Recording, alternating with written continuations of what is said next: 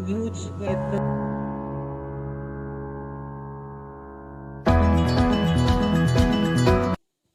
To our very active campus administrator, Dr. Marlene Luzak, to the associate deans who are present here today, to my colleague in the government service, maayong buntag sa atong tanan. Buenos dias, con ustedes todo. There are many things to learn about the life of Dr. Rizal. However, it may take 2 to 3 days for us to talk about everything about Dr. Rizal. So, my task this morning is to present to us the summary of the biography of Dr. Rizal. So, nag-prepare ko direct mga 5 ka page. Okay na ito ganyan. Joke lang. It's just a summary. So, I hope that we'll be learning something, not everything about Dr. Jose Rizal. Okay? We can just read the life, biography, and writings of Dr. Rizal in the internet. To start with, Dr. Rizal was born on June 19, 1861 at Calamba, Laguna. So that's why today is his 160th birthday. So his father's name was Francisco Engracio Rizal Mercado y Alejandro, who was a Chinese. So they were actually coming from Chinese descendants. So that's why sabi nila kanina, anong mura ko si Rizal o mura si Rizal o Chinese diri sa ito ang photo. That's right, because half Chinese si Rizal. No, they come from Chinese family. And his mother's name was, or is Teodora Morales Alonso Rialonda y Quintos.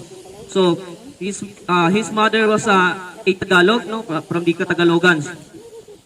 Now, the family of Rizal were actually least landowners of their times, no, sa mga Dominican friars diba, sa ato nga time they were kanang tigrenta og yuta sa mga Dominican friars kay during their time ang majority of land are actually owned or were actually owned by the friars. Now, when he was young, he was baptized. No, when during his baptism, Father Rufino Puliantes, the one who baptized Dr. Rizal, said this to his mother: Doña Lolay, ingatan mo ang batang ito sapagkat lalaki siyang malaking tao.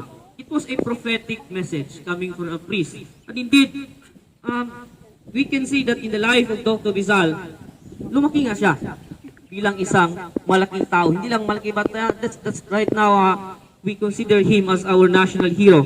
So, Dr. Rizal was, when he was still young,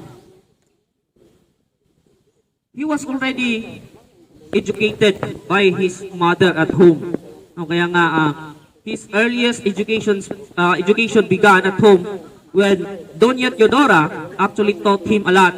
So at the age of 3, he already learned how to read the alphabet. And at the age of 5, he could already read and write. No, so that was Spanish, kasi Spanish was the educational language taught to them during their time.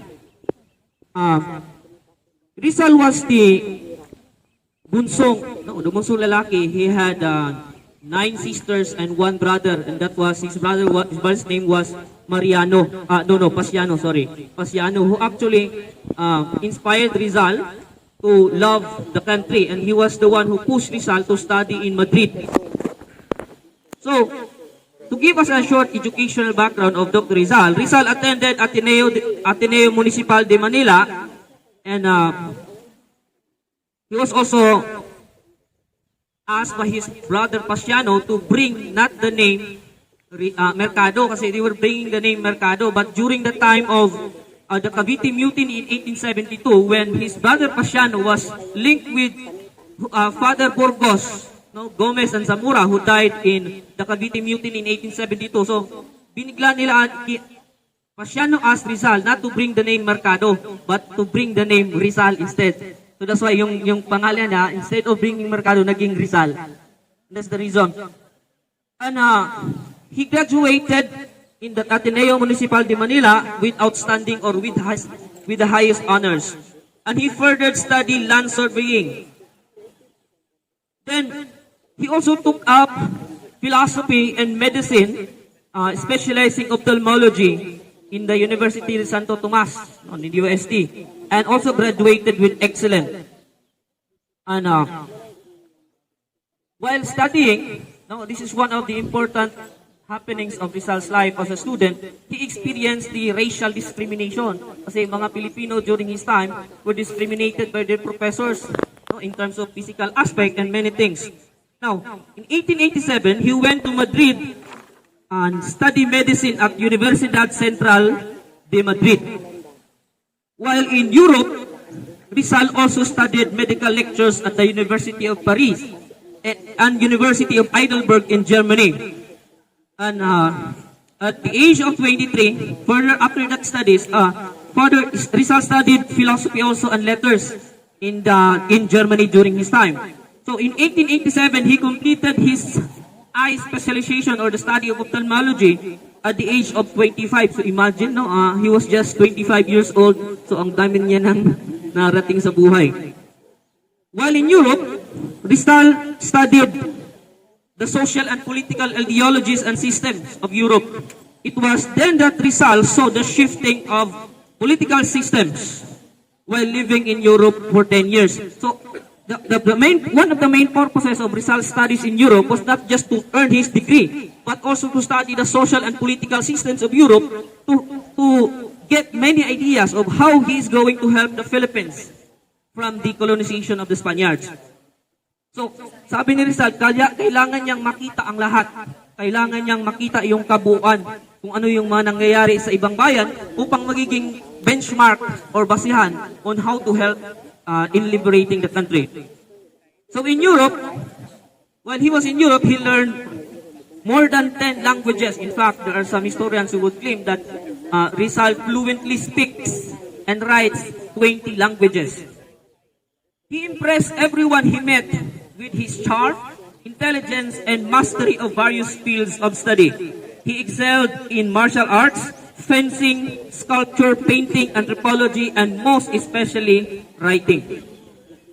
And that is why, because of his excellence in writing, he came up with these powerful novels that actually made him very influential during his time and up to now. So in 1887, Rizal published the Nolimi in Germany. And we know what's the meaning of this, that in this novel, Rizal exposed the social ill of our country. That sabi ni Rizal, ang problema ng ating bayan ay parang isang cancer. Now when you touch it, it might destroy everything and it might change the system. So it was like a cancer. Yan yung content ng novel niya, which became very controversial in the eyes of the friars, no, in the Catholic Church in our country during his time. In 1891, Rizal published the El Filibusterismo. That was meaning the reign of the greedy. El filibustering is translated into English as greedy. So he was talking about the reign of the friars in our country, how the friars manage our land, including the injustices and all of those social inequalities that happen in our country. Now, Rizal wanted only reforms in his writing. He wanted freedom of speech, equal rights before the law, including the Filipino friars. And he called for Philippines to be a province of Spain upang mabigyan ng mga karapatan ang Pilipino. But Rizal never called for total independence. You know, that's why he never called for bloody revolution. Ito yung dalawang magkaiba kay Bonifacio at kay Rizal. Let's not talk about Bonifacio here, that's another topic.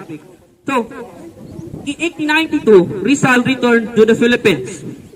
And when he returned to the Philippines, there was already a beginning of uprising or the plan of organizing a revolution that was already started by Andres Bonifacio when he founded the Katipunan.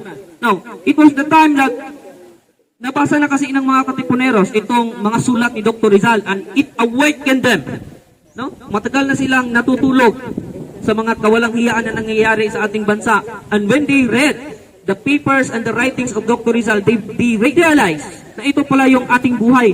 Ito pala yung ating social condition and situations. So, it made them inspired. It made the Katipuneros inspired to make a revolution. But it never happened. when Rizal founded the La Liga Filipina in the country, natuntun yun ng mga Espanyol, and including the secret society which was the Katipunan. So ang nangyari is, Rizal was accused of the author of the rebellion, and because of that reason, he was exiled to Dapitan. And we know what happened, that in 4 years before Rizal's death, he spent it in Dapitan. So while in Dapitan, Rizal was able to purchase a land which he won from the lottery kanang Rizal Park karon. Actually daog mangguna ni Rizal sa loto. Yang gipalit na ngayuta.